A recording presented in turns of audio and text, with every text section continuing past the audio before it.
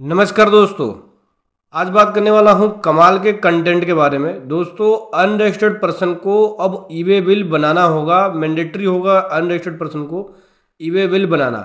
इसके लिए गवर्नमेंट ने सिस्टम भी डेवलप किया है ई वे बिल पोर्टल पे कि अनरजिस्टर्ड पर्सन कैसे ई वे बिल बनाएगा।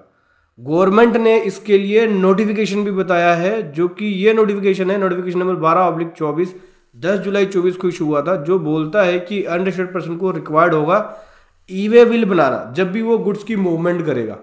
तो डिटेल में समझेंगे कि कैसे अनरजिस्टर्ड पर्सन को ई वे बिल बनाना होगा और अनरजिस्टर्ड पर्सन के ऊपर रजिस्ट्रेशन की लायबिलिटी कब आ जाती है। बहुत कुछ सीखने को मिलेगा, बहुत कुछ समझने को मिलेगा इस वीडियो के अंदर। उससे पहले बताना चाहूंगा दोस्तों, जो भी भाई बंधु मेरे चैनल पे पहली बार है, इस वीडियो को पहली बार देख रहे हैं, जिन्होंने अभी तक सब्सक्राइब नहीं किया, सब्सक्राइब कर लीजिए, साथ ही साथ बेल आइकन पे भी क्लिक कर लीजिए ताकि इस तरह का कंटेंट आपको मिलता रहे।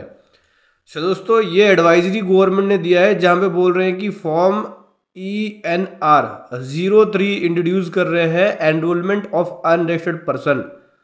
ई वे बिल पोर्टल पे अनरजिस्टर्ड पर्सन अब एनरोलमेंट ले सकता है ई वे बिल को जनरेट करने के लिए। तो यहाँ पे बोल रहे हैं कि एक न्यू फंक्शनलिटी डेवलप की गई है ई वे बिल पोर्टल पे। अब unregistered person enrolment number apply करके ई वे बिल बना सकते हैं।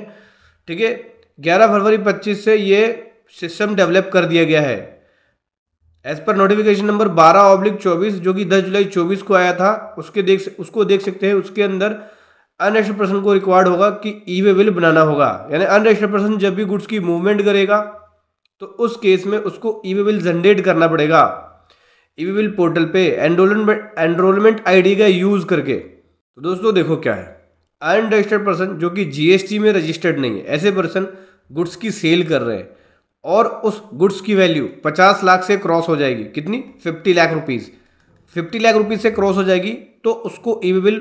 दोस्तों देखो, अगर अनरजिस्टर्ड पर्सन गुड्स की मूवमेंट कर रहे हैं और गुड्स की जो वैल्यू है वो 50,000 से क्रॉस हो जाती है, यानी 50,000 से क्रॉस हो जाती है, तो ई वे बिल रूल के अकॉर्डिंग ई वे बिल बनाना होता है। ये लिमिट इंटर स्टेट के लिए है, एक स्टेट से दूसरे स्टेट में जब होती है तो, और कई स्टेट में विद इन द स्टेट की लिमिट है। जैसे कि यूपी की बात करें तो यूपी में विद इन द स्टेट भी 50,000 की लिमिट है और इंटर स्टेट भी 50,000 की लिमिट है। ऐसे ही दिल्ली की बात करें तो दिल्ली में 1 लाख की लिमिट है विद इन द स्टेट और इंटर स्टेट में 50,000 की लिमिट है। तो हर स्टेट टू स्टेट डिपेंड करता है।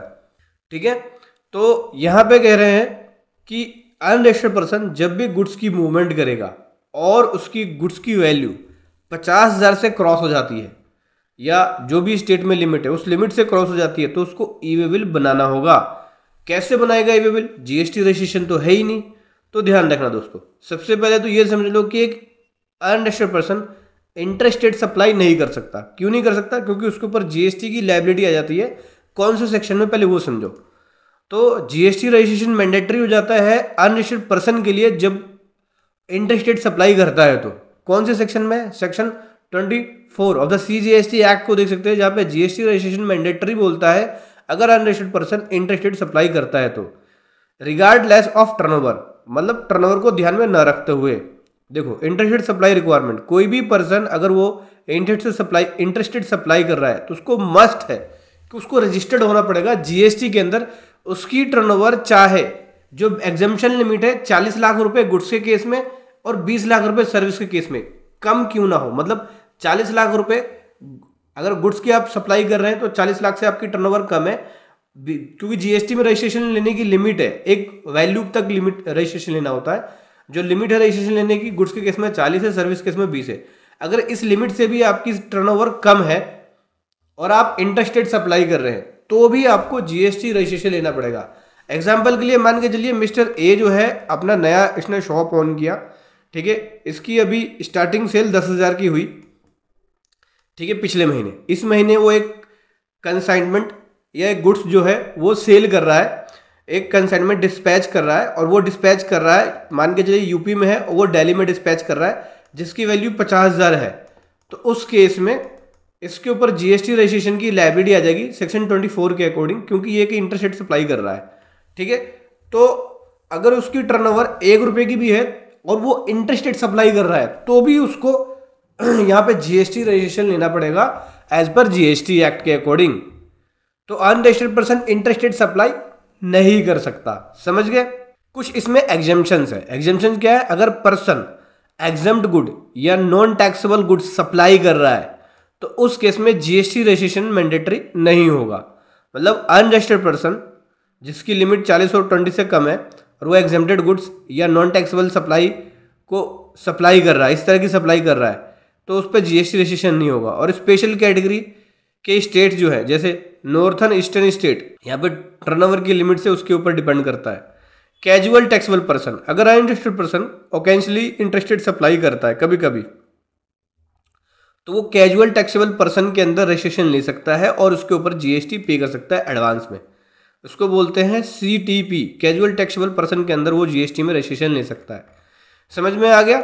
अब एक अनरजिस्टर्ड पर्सन जब वो इंटरेस्टेड सप्लाई करेगा तो सबसे पहले तो उसको जीएसटी नंबर लेना पड़ जाएगा, चाहे वो अपनी 1 रुपये की सप्लाई क्यों ना करे, 2 रुपये की सप्लाई क्यों ना करे। अब आ जाते हैं, एक unregistered person with in the state कर रहा है, तो विद इन द स्टेट कर रहा है, 50,000 से नीचे है तो कोई दिक्कत नहीं है, 50,000 से ऊपर है तो ई वे बिल बनाना पड़ेगा। और दिल्ली के अंदर अगर 1 लाख से कम है, विद इन द स्टेट कर रहा है तो कोई दिक्कत नहीं है, 1 लाख से ऊपर जाएगा तो ई वे बिल बनाना पड़ेगा। दैट मीन्स उसको एनरोलमेंट आईडी लेनी पड़ेगी अनरजिस्टर्ड पर्सन को। एनरोलमेंट आईडी का जो प्रोसेस होता है उसमें आपको ये फॉर्म भरना पड़ेगा, ENR03 फॉर्म होता है। ठीक है, ई वे बिल पोर्टल पे आप इसको रजिस्ट्रेशन वाले टैब में जाके इस फॉर्म को खोलेंगे।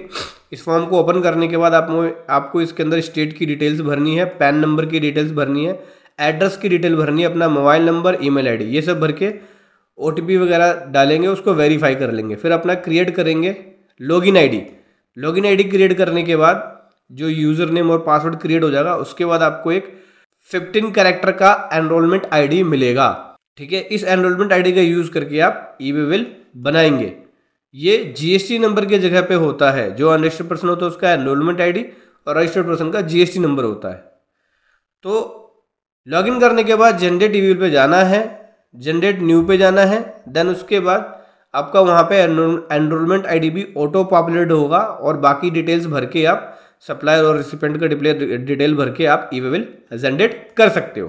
तो समझ लो, एक अनरजिस्टर्ड पर्सन जो जीएसटी में रजिस्टर्ड नहीं है वो इस तरह की सप्लाई करेगा तो अब उसको ई वे बिल की रिक्वायरमेंट पड़ेगी। रास्ते में चेकिंग हो सकती है, जीएसटी ऑफिसर माल को चेक कर सकता है और डॉक्यूमेंट्स को भी। वीडियो कैसी लगी ज़रूर बताएं। Thank you so much. जय हिंद, वंदे मातरम।